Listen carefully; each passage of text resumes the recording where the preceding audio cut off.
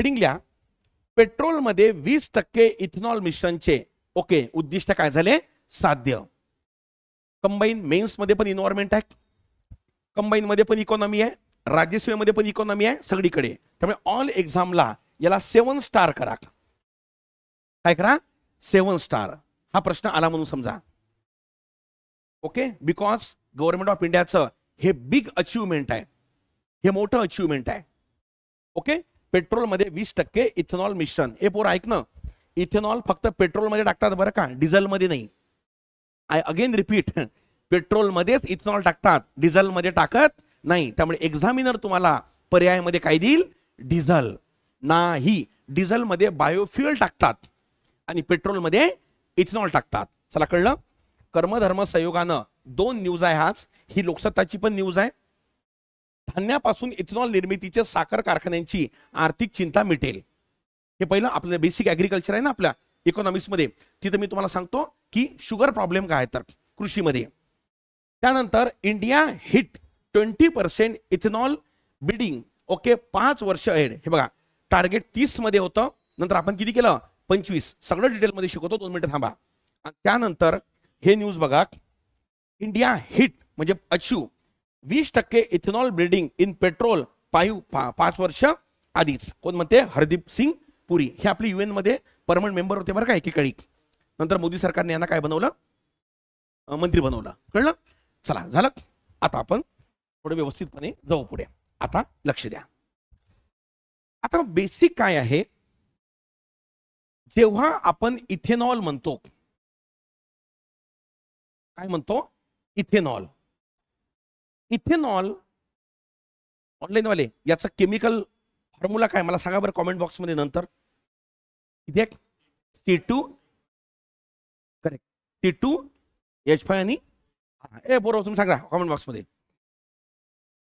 हा एक त्याला काय म्हणतात की ज्वलनशील पदार्थ आहे, एक ज्वलनशील घटक आहे. ज्वलनशीलचा अर्थ होतो याचा वापर हा काय म्हणून केला जातो, इंधन म्हणून केला जाऊ शकतो. ओके, काय प्रॉब्लेम नाही. सरकारचं म्हणणं काय लक्षात ठेवायचं, 2018 मध्ये सरकारनं नॅशनल बायोफ्युएल पॉलिसी आणली. 2018 नॅशनल बायोफ्युएल पॉलिसी. त्याला 2022 मध्ये अमेंडमेंट केलं. काय अमेंडमेंट केलं हे नंतर सांगतो. या पॉलिसीनुसार सरकारचं म्हणणं असं आहे की या इथेनॉलचा सुरुवातीला टार्गेट होतं 10%, नंतर टार्गेट होतं किती 20%, आणि कदाचित या 4-5 दिवसामध्ये सरकार टार्गेट ठेवणार आहे 27%. बरोबर. हे टार्गेट 2022 मध्ये काय केलं, अचीव केलं 5 महिन्या आधीच, म्हणून याला अमेंडमेंट केलं. आणि 20% टार्गेट होतं 2030 पर्यंत, याला कट करून हे केलं 2000 किती पर्यंत 25 पर्यंत.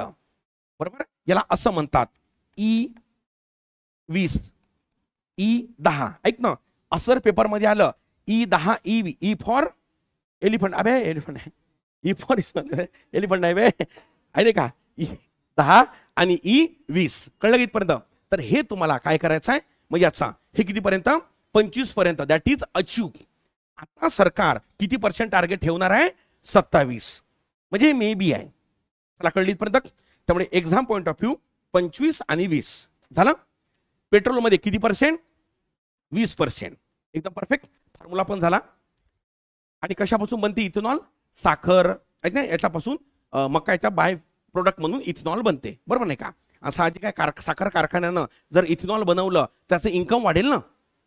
येस की नो रे. आणि मग शेतकऱ्यांना वेळेवर काय देऊ शकेल, तो त्यांचा उसाचा मोबदला देऊ शकेल. म्हणून हे न्यूज होती बघा. धान्यापासून इथेनॉल निर्मिती साखर कारखान्यानं जर केली तर आर्थिक चिंता मिटेल. बरोबर. हे आपण नंतर बेसिक मध्ये घेऊ डिटेलमध्ये. आता पहिला प्रश्न की सर तुम्ही मगांपासून एक वाक्य बोलून राहिले की ethanol is a biofuel. Ethanol हे एक ज्वलनशील पदार्थ आहे. इथेनॉलचा वापर हा इंधन म्हणून होतो. मग जर तुम्ही असं म्हणत आहे सर, मग एक काम करा ना सर, सगळं द्या ना इथेनॉल टाकून गाडीमध्ये, रिप्लेस करा ना. कशाला, पेट्रोलला. सर असं पॉसिबल आहे का, त्याचं उत्तर यस आहे. त्याचं उत्तर काय, यस आहे. मग सर यस उत्तर आहे, मग वापर का नाही करत. वापर यासाठी नाही करत, इथेनॉल कशापासून बनतो, भाऊ कांद्यापासून गांजा, अबे गांजा, अरे गांजा कुठं आला इथं? धान्य, हा हा धान्यापासून, धान्य, हा मला गांजा कुठं, सॉरी बरं का, धान्यापासून म्हणतो, अरे वा कळलीत मला, धान्यापासून बनतो, ऊसापासून शब्द वापरू आपण. मग ऊसापासून जर तुम्ही इथेनॉल बनवलं, आता ऊस कशासाठी पिकवतात रे? साखरेसाठी. उद्या जर ऊस तुम्ही पिकवायला लागले इथेनॉलसाठी, साखरेचं उत्पादन काय होईल? कमी होईल ना. म्हणजे फूड सिक्युरिटीचा प्रश्न निर्माण होईल. म्हणजे इथेनॉलचा जो सोर्स आहे तो धान्य आहे, त्याचा वापर जर बायोफ्युएलसाठी करायला लागले किंवा इथेनॉलसाठी करायला लागले तर फूड सिक्युरिटीचा प्रश्न निर्माण होऊ शकतो. म्हणून सरकार सरसकटपणे इथेनॉलला परवानगी देत नाही. किती पर्सेंट देते? फक्त 20%. चला कळली इथपर्यंत? सगळे डायमेन्शन्स बघून घेऊ. आता तुम्हाला माहिती आहे एक प्रश्न असा येत असतो परीक्षेमध्ये जो कॉमन सेन्स बेस असतो. पुढील पैकी इथेनॉल मिश्रणाचे परिणाम सांगा, अब्लिक फायदे सांगा. त्याला इंग्लिशमध्ये इथेनॉल बिल्डिंग म्हणतात. ओके, मी प्रश्न विचारतो, मला उत्तर द्या. नंबर 1, परकीय चलन वाढेल.